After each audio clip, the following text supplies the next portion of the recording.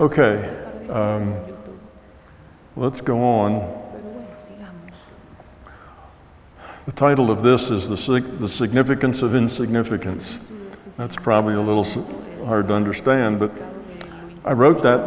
I have a chapter called that in my book, and it was occasioned by a young man who, after reading some of my manuscripts before I'd actually published it, he said, "Well, after I've read your stuff, I feel so insignificant.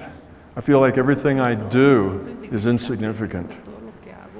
That, not only am I insignificant, but, he was studying for a PhD in something or other. I'm not sure what it was, engineering, I believe. And he says, just getting the engineering degree doesn't seem important anymore. It's not right. It's like, that's not what I need to be doing. And he was having this problem with everything seeming to be so insignificant, other than this idea of growing, becoming love, and whatever, like that's important. I wrote back to him and I said, no, it's not like that. Okay? You're here for a reason. You're here to interact. You're here to grow. This life is very significant. Yes, when you get an understanding, you may now have a bigger picture. And in some sense, you might say, well, my career isn't really that important in the big picture. But in the other sense, your career is even more important in the big picture, because it's part of your career, it's part of your interactions, it's part of the people you meet, it's decisions you make, it's the choices you make, it's part of your ability to grow, part of your challenges is to deal with that. Remember, we talked about the business guy, it's a challenge to deal with the firing of a non-functioning employee with grace and with love and with caring for that employee. You still may have to fire him, but there's a different approach, and it works whether you're doing engineering or whatever you're doing. And it's in this application is where the growth is. The growth isn't in the intellectual understanding. The growth is in the day-to-day application. So don't get to a place where you feel small, or that you feel it's impossible, or that it's just too big, I can't do this, or it doesn't work. Or that all the things that you're doing now, I go to work, I just turn a crank at work, and I come home, and I turn a crank at home, and I go to work, and and our lives sometimes get to be kind of monotonous and repetitive and so on. We think, I just need to lose that. I need to go do something else that's more important, not this insignificant stuff that I do that's repetitive every day. That's the wrong way of thinking about it. The stuff you do every day is important. You interact with people every day. You have lots of opportunities to make good choices for the right reasons. You can be helpful to people. You can understand. You can have empathy for these people. You can be useful, and it doesn't matter what you do. It doesn't matter whether you are a nurse and you spend your day emptying bedpans, or whether you are the director of something big and very expensive. It just doesn't matter. It's all the same. There is nothing that's insignificant. Everything and everyone is very significant. We're each an individuated unit of consciousness, and the amount that we grow, the amount that we evolve, helps the whole system evolve. And whether that evolution is done with bedpans or whether it's done, in boardrooms, makes absolutely no difference. The opportunity to grow is the same in either case.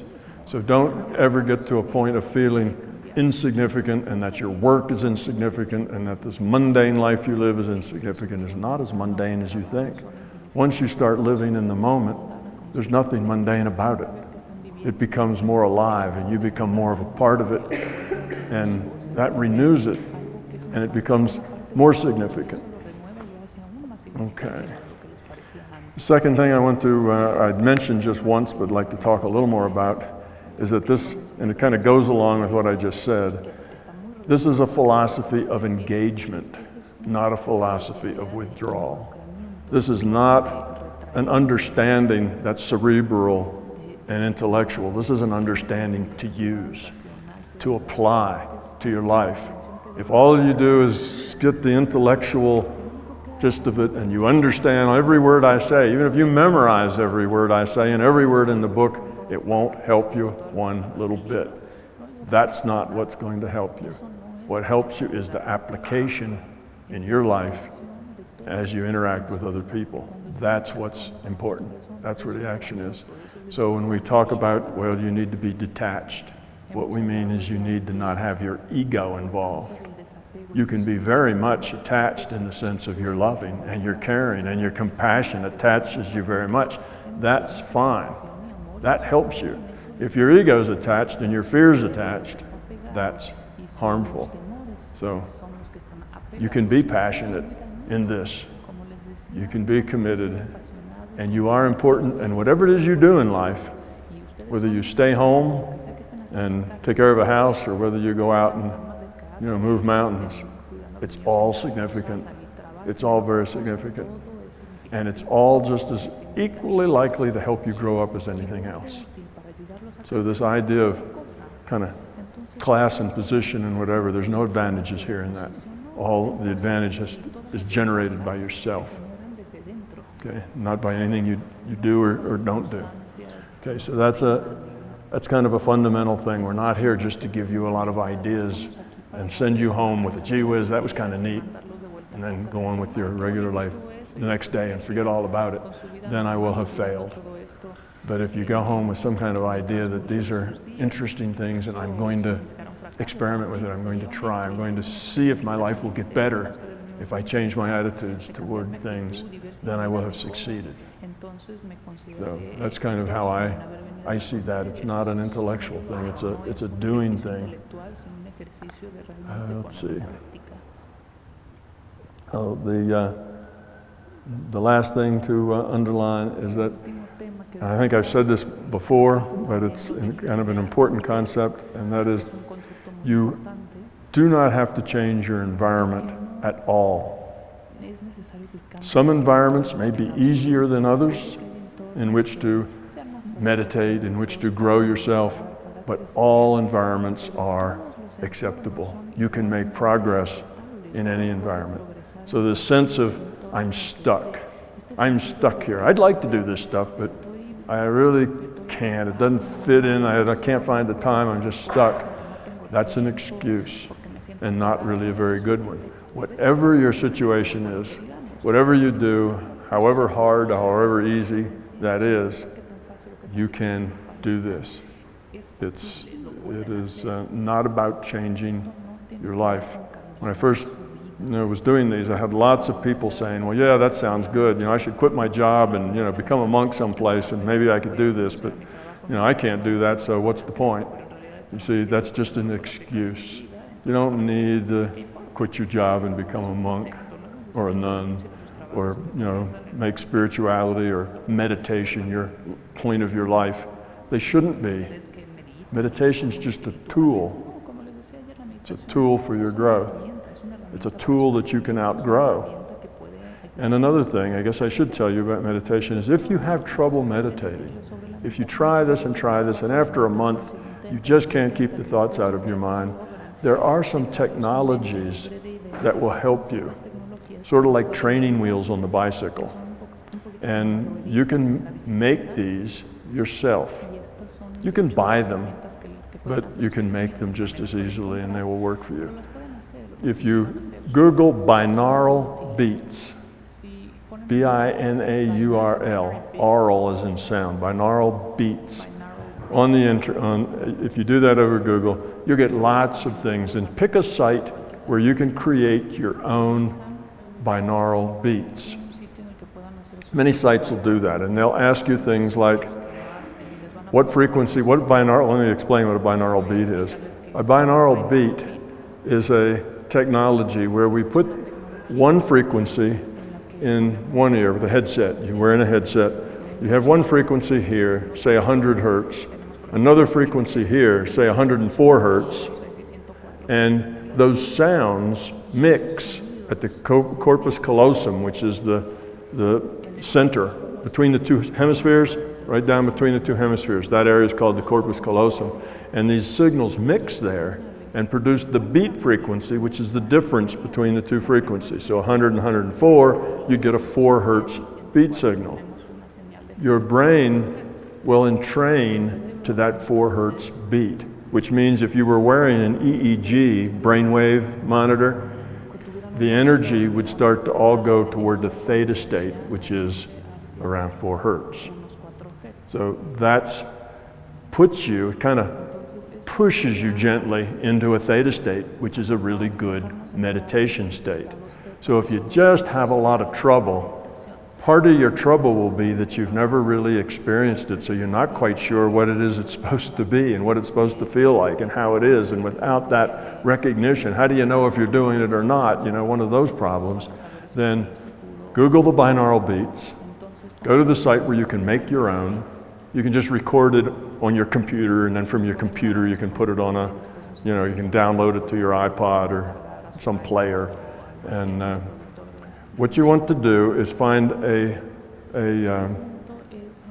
center frequency, your fundamental frequency, like the 100 hertz, that suits you. Now, males tend to like a little lower frequency, like 100 hertz. Females tend to like a higher frequency, anywhere from the 100 hertz up to like 500 hertz. It's just whatever feels comfortable to you.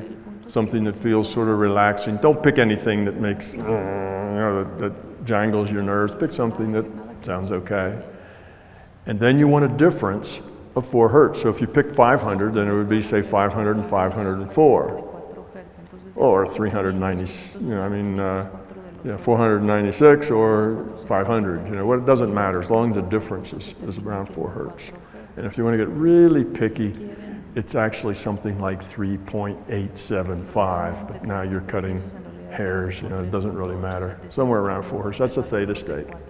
And that oscillation at your corpus callosum will push you in that theta state, and that's the same state that the gentleman back here was saying. When we did that little meditation yesterday, I felt this pulsation. That pulsation is at about 4 hertz that he was feeling. 4 hertz, four pulses a second. Okay. So that's a tool that if you have trouble meditating, do that, and it will put you in a meditation state. All you have to do is relax, have no expectations, no anxiety, just listen and be, and you will end up in a good meditation state. So then you'll know what a meditation state is. Now, a lot of people use binaural beats all the time. Every time they meditate, they have a headphone on. Well, think of the binaural beats as training wheels. When you were 6 years old and first climbed on a bicycle, they may have had training wheels on them. And those are the little wheels that stick off to the side and keep the bike from falling over. And that was good, because otherwise you would have fallen over with it, and then you wouldn't have wanted to try anymore because it would have hurt. So your mother and father got the bike with training wheels so that you'd have a good experience and wouldn't fall off. But eventually, you got to where you didn't need them. Not only that, they tended to get in the way. And if you were ever going to be a good bike rider, you need to take them off. And that's sort of the way it is with binaural beats. It's a wonderful technology to get you started. You may use it for a year or two, but eventually you should outgrow it. You won't really need it anymore because you've been there, you've had that point consciousness state and back dozens and dozens of times. Now you ought to try to wean yourself off of it. And it may be a little difficult, but it won't take you too long. And then you'll find out that the binaural beat actually has a negative side. It puts you in that theta state, and it holds you in that theta state. You're not going anywhere else. You just stay there. And that's not necessarily a good thing, because the theta state, the point consciousness, is the doorway. You want to be able to explore beyond that. So you don't want to be anchored at that one frequency. You want to be free to go wherever you want to go. And that does tend to fix you there. Yeah, I didn't realize that myself until much later. I'd gone back to the Monroe Institute. Oh, this has probably been after I'd been away from it for a decade or so. And the guy there, Skip, he was real, wanted to show me. He was real excited about the new binaural beat that he and the Monroe Institute had developed and so on. So he wanted to put me in the booth and put on the headsets and let me tell me what I thought about it. And he also wanted me to do some special work for him, something that he needed some help with in his personal life that I could help with my intent. So he put that beat on, and sure enough, as soon as it started, there you were, it pulled you right into the state. So then I listened to it for a little while, and I said, yeah, that's pretty nice. I like that. And I said, okay, now I'm going to go do the work you asked me to do. And I started to go, and it was like a big rubber band was around me. I started to go out right back in that same state. I couldn't change. It was very difficult to change my mental focus, to switch to other data streams, because I was locked in. And that was the first time I realized that those training wheels had a downside. They put you there, but they keep you there. Just like the training wheels on the bike. They hold you up, but they don't let you go around corners or do anything, because there's these big wheels sticking out on the sides. You can't lean your bike much when you go around a corner. So anyway, don't get addicted to them in the point that you can't go without them. Wean yourself off of them after a year or so. But you can use them, and it's easy to do. It's a simple site. One other thing I might say, that if you think it's going to be difficult for you, you can give your consciousness a little break by stepping the frequencies down slowly. Right now, we're in a beta state. We're in alpha states like 10 hertz. Beta, the theta is like 4. So we're at the 14, 15, 18, 20. We're in that range here in a beta state. And you can start there. So start at 15 or 18 or something, and then every, say, minute or every 30 seconds or whatever you want, you can step it down, say from 15 to 14 to 13 to 10 to 9, to 8, on down to 4. So instead of wham, getting jumped into 4, if that's a bit of a transition, then all you have to do is make that difference between the two frequencies. Start with 10, then go to 9, then go to 8, and so on. And the software will let you do that. The software will let you design that. Design something for you, try it for at least a month or two, then decide whether you think something else might work, then try something else. This is experimental. It's not, here's how to do it, here's the recipe. It's, here are the tools. Go find out what works for you. So try it. But try each one for about a month, because it takes a little while to get used to it.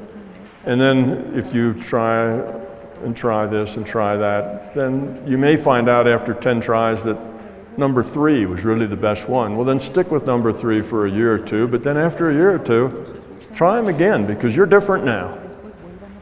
What was the best might not be the best anymore.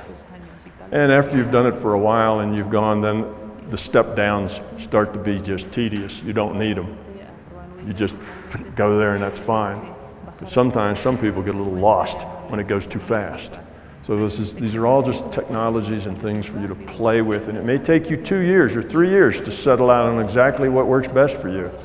But this is not a short-term endeavor. You should be thinking in terms of the rest of your life rather than in next week. So you do this with the long term. If it takes me 2 or 3 years to find out what suits me best, it's okay. 2 or 3 years come, then you'll have it figured out. Then you'll go on. Don't take the short-term thing. Oh, I worked at this for 3 days, nothing worked, I quit. See, that's not the right attitude. So anyway, a little advice on those of you who have trouble meditating. That will help you. That will put you in that state, whether you really, could get there on your own or not. All right. Changing the world is a subject that kind of falls into this thing.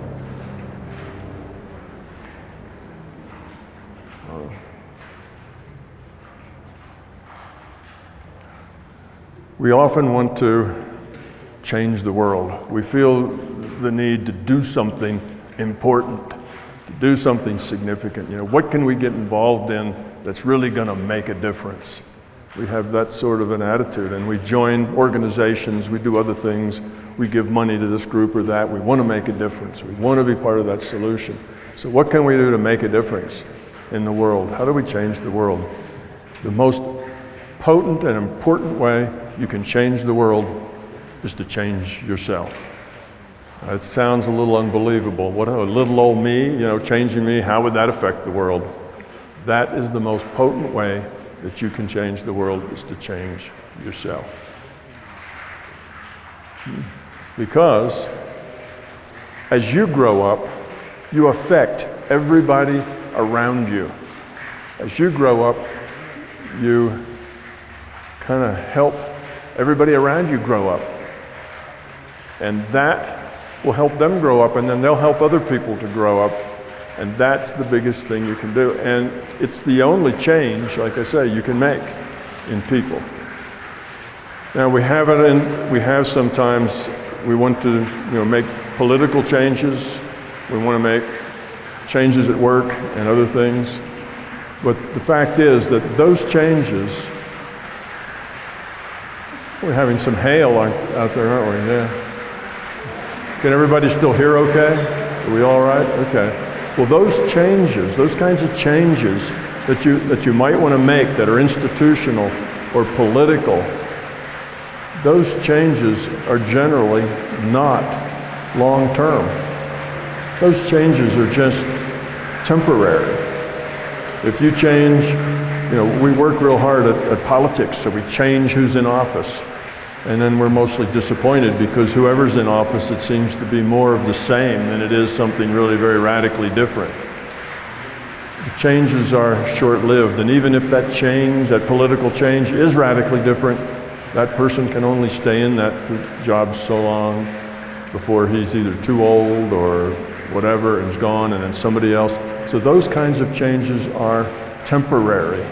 They're not long-term. And you're always going to end up with something that's like us, because that's what ends up there. So the thing to do is to change yourself. You want to change the world? Change yourself. Become love. And that is a long-term change that will affect hundreds of people.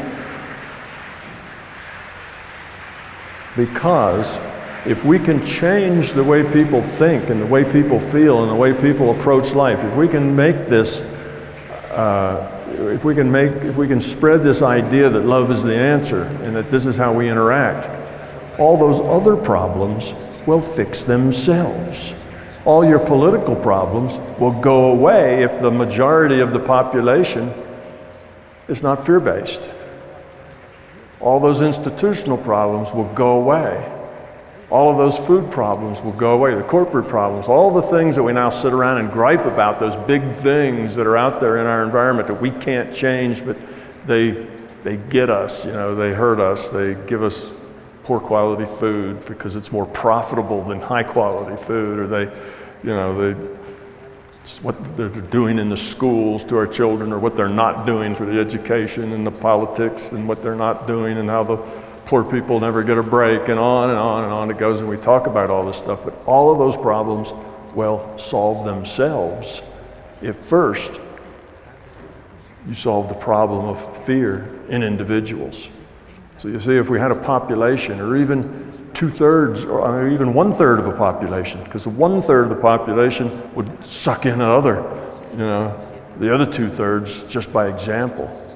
All those problems that we want to solve would just go away, because people would be cooperative, people would be dealing from love, they wouldn't tolerate anything else. They'd become intolerant.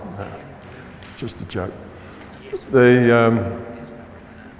wouldn't want anything else. Their leaders, their people would have to be like that, because that would be seen as a good kind of person. Right now, a good kind of person is the guy that has the biggest club and the best propaganda. You see, that wouldn't be the case anymore. That's a fear-based reality produces that. So if we fix ourselves, we fix the whole system. So see, the problem with our system isn't an imperfect system. It's not that we're socialists instead of capitalists, or capitalists instead of socialists, or communists, or any other kind of ist. None of those schemes for economics or politics are very important. What's important is the quality of the people. That's what generates the quality of the leadership. The leadership will represent us. If we are love-based and not fear-based, they will be too eventually. So that's why I say if you really want to change things, you want to become part of the solution rather than part of the problem, and I mean change things on a big scale.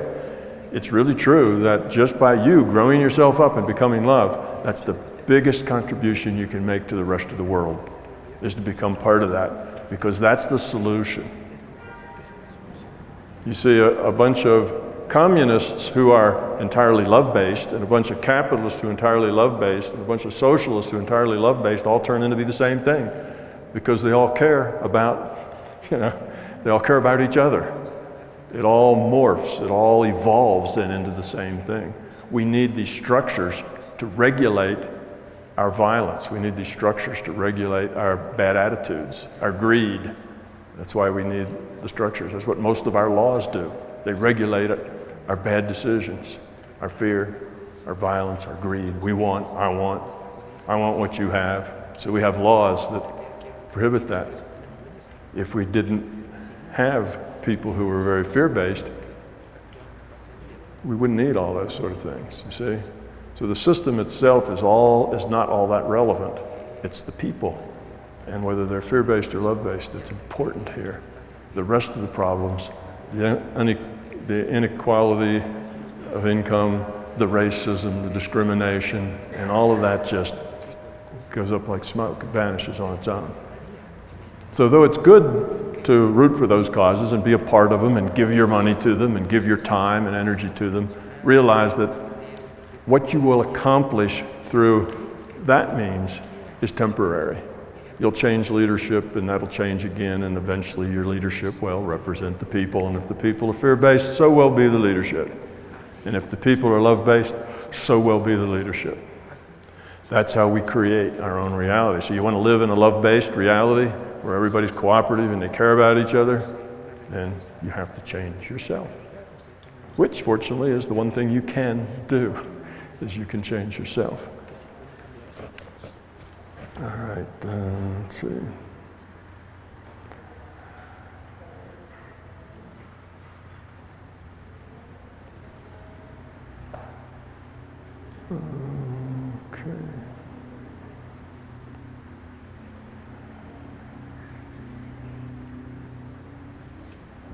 Okay. So that kind of brings us back to the idea again that we started with, which is stuff happens and we get to deal with it, and how we deal with it is what's important. So you see how that's a very simple thing, and we started out with that, and it sounds like such a simple recipe, but now you see that has international ramifications, that has political ramifications, that solves problems of racism and problems of those who are powerful taking advantage of those who aren't. So that's the whole concept, is that you just need to have an ability to live gracefully with uncertainty.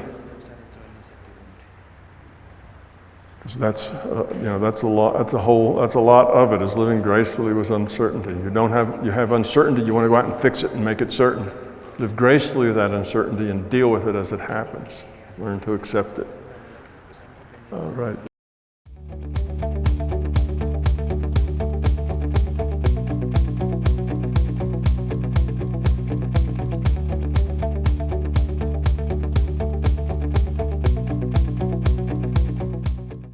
So we talked a little about changing the world, and we've talked about how to go about changing yourself. One thing I might add to the discussion we had on changing yourself is it is a long-term process. All of this that we're talking about is a long-term process. Do not expect to change yourself in a month or even 2 or 3 months. You begin the process, and if you stay with the process, it will work. What I'm telling you will actually work and change your life, but it won't do it quickly.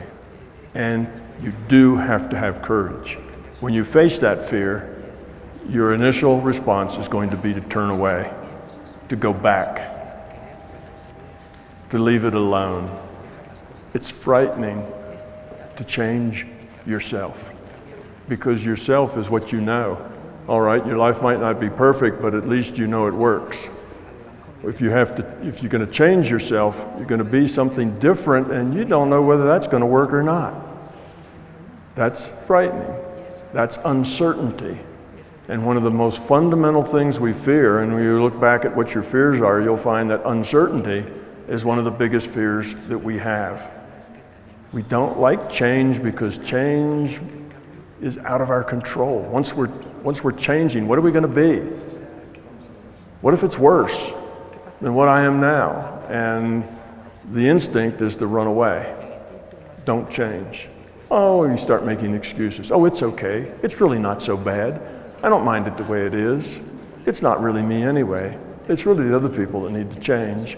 And we kind of have that dialogue with ourselves and we walk away from it. So the thing that actually takes the most time isn't really the actual change itself. It's the screwing up the courage enough to make the change. That's what takes the lion's share of the time. So if you can do that because you're committed, then this won't take so long. But if you're like most of us, that's the hard part, is creating the courage that enables you to go on through uncertainty. Now, if you're going to not try to manipulate what's up front, control, we want to control everything because then there's no uncertainty. Uncertainty terrifies us because we don't know what's going to happen. If you have this control, that creates certainty. That's why we like to control. That's our whole point of controlling. You let that go, and you're going to stay focused in the moment and just deal with what happens rather than try to control what happens. You have to learn to live with uncertainty gracefully. That's a very hard thing to do. So if you want a task to start off with on this process, that would just be thinking about living gracefully with uncertainty, things that you don't know. Parents have a hard time with their children, right? Because it's very uncertain when there's children. They're 15 or 16, and they're going out with their friends in a car, and there's a lot of uncertainty there. What might they be doing? What kind of trouble might they get in? Could they be in an accident? And all this uncertainty. We need to let that go. We need to live gracefully with uncertainty, and we do that by just saying, well, why I'm here is to make good choices for whatever happens, not to control what happens. So I'll just accept the way it happens. Now, I'll try to warn my children and educate them and give them guidance, but I have to let them go, and I have to accept what happens and deal with it gracefully. And the children is just an example. That's an easy example because all of us had that same kind of fear for our children when they go away and we no longer have any control of them and they're out there on their own, riding around with 5 other kids in a car someplace and who knows where. But the same thing applies to every part of your life. That's why we control. Fear of uncertainty. That creates a lot of fear for us. So realize that going in. When you start working on these things, realize that the first thing you're going to get is pushback from yourself. Yourself is going to say, back off. This is crazy. Who knows what might happen? It might be terrible. You're okay the way you are. The ego doesn't want to be gotten rid of. The ego will resist. The ego is fear. Fear, it's your fear reaction to things.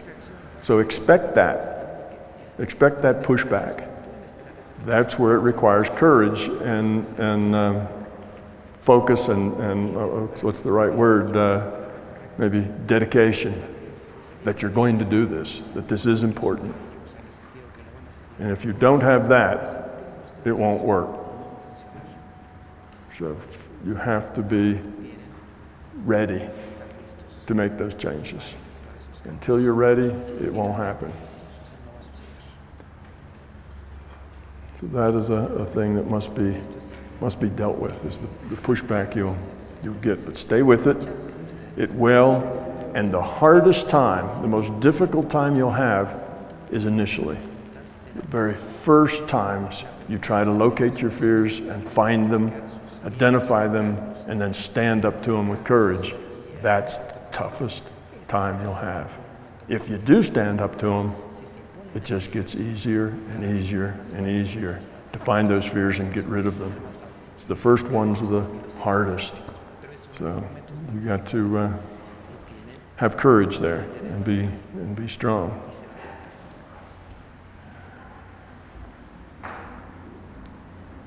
Let's see.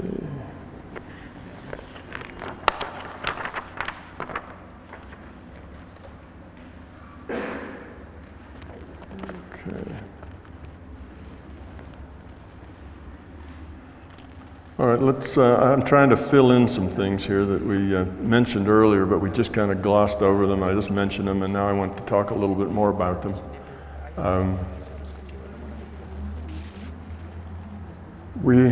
Early on, as you recall, I mentioned that you have to interpret everything that you get. You get data, you have to interpret it.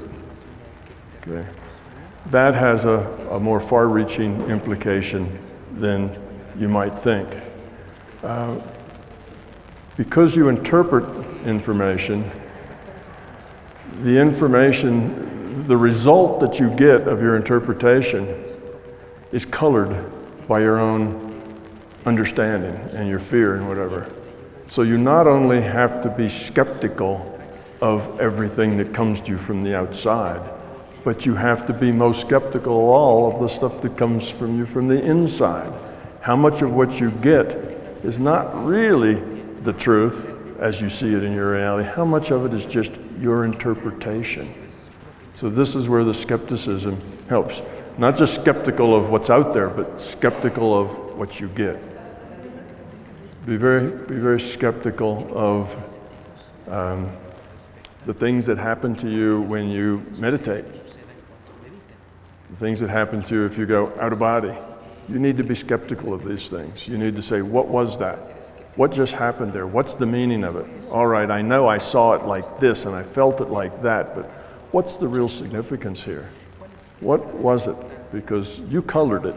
You gave it flesh. You know, it was a skeleton and you put the flesh on it. You made it look one way or another. So don't take those things too literally, but look for the meaning in them. Don't care too much about what literally happened. What was the symbology? What were the metaphors? What did it mean? See, it's a lot like interpreting dreams. Dreams are like that too. It's not so much that you ran and jumped over a cliff. That's not really what it was about. It was about fear. It was about the feeling of being out of control and something was going to overtake you. And then start dealing with those things and use your dreams as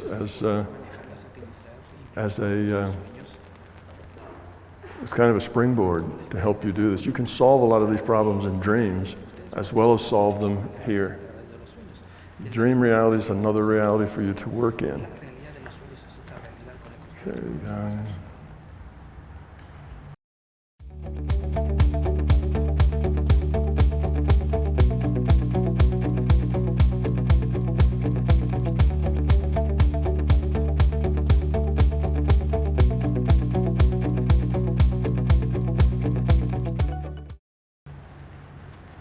Talked about that.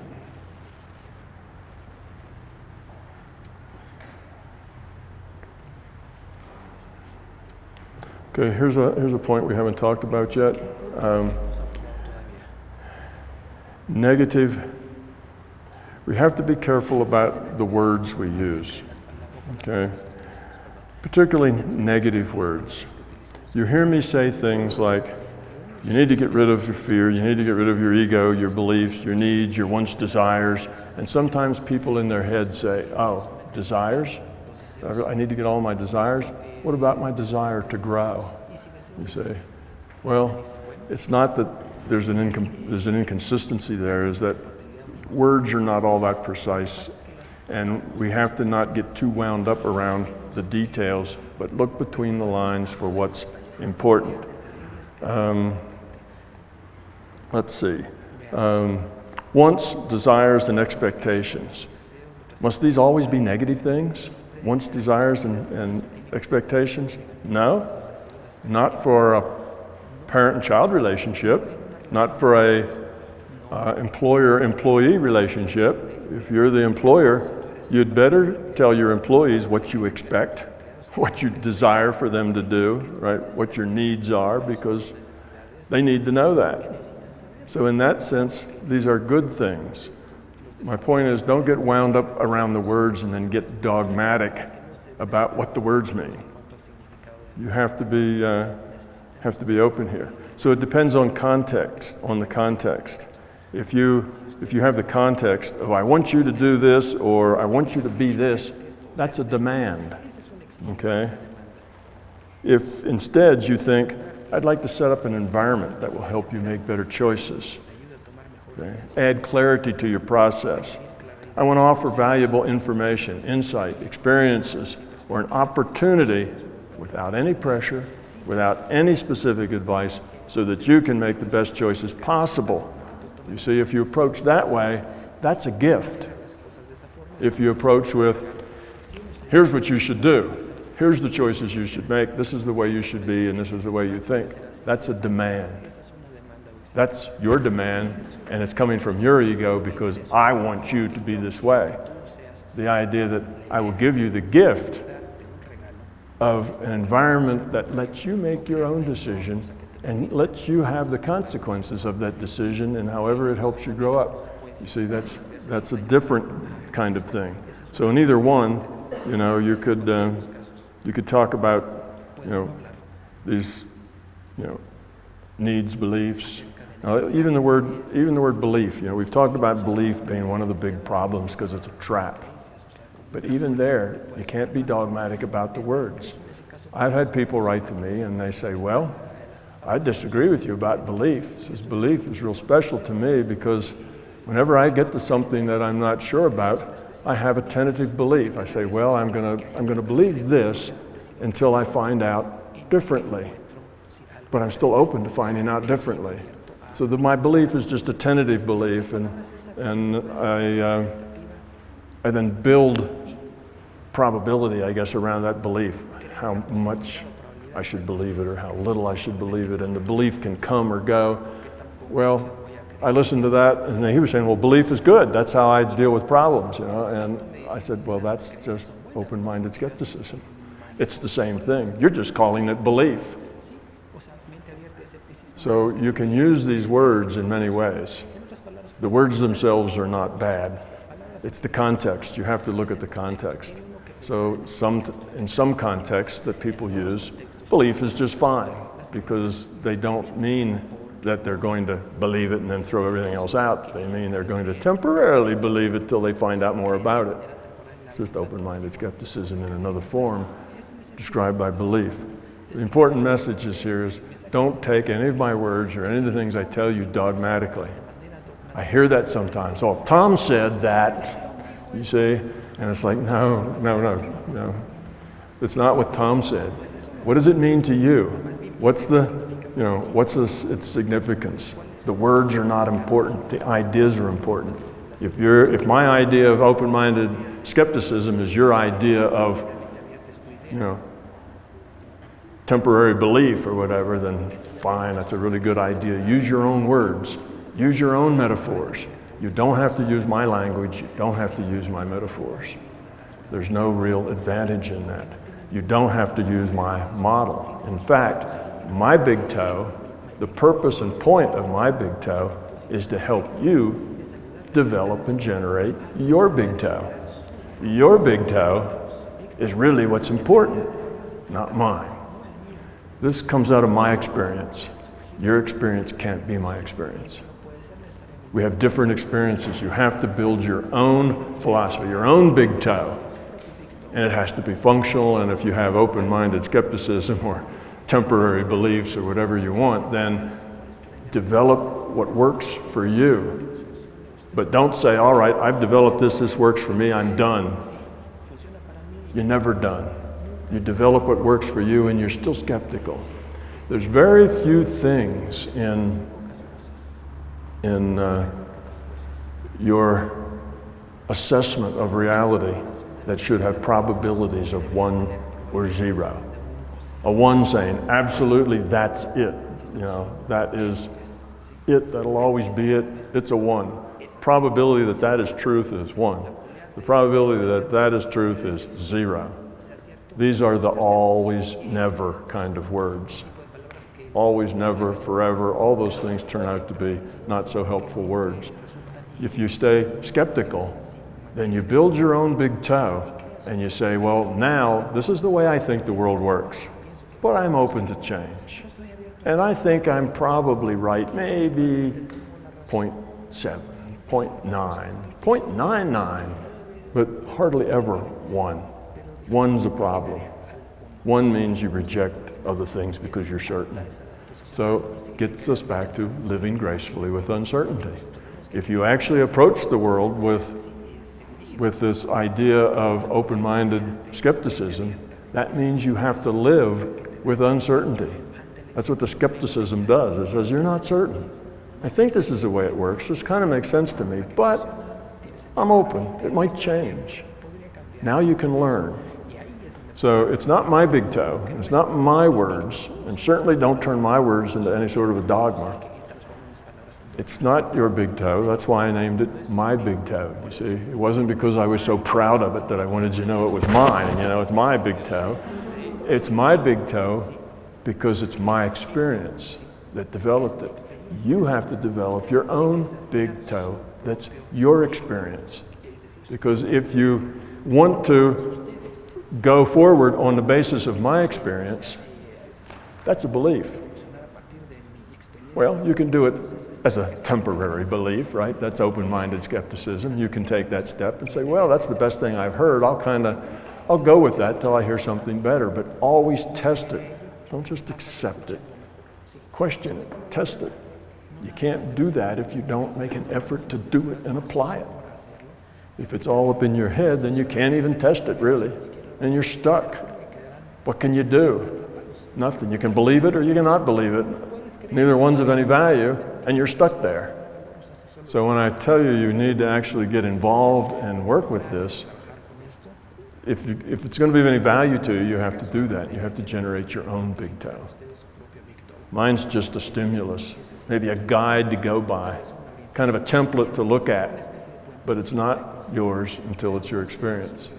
So that's an important thing. We don't want to get dogmatic here about the words and the meaning and that this is the way.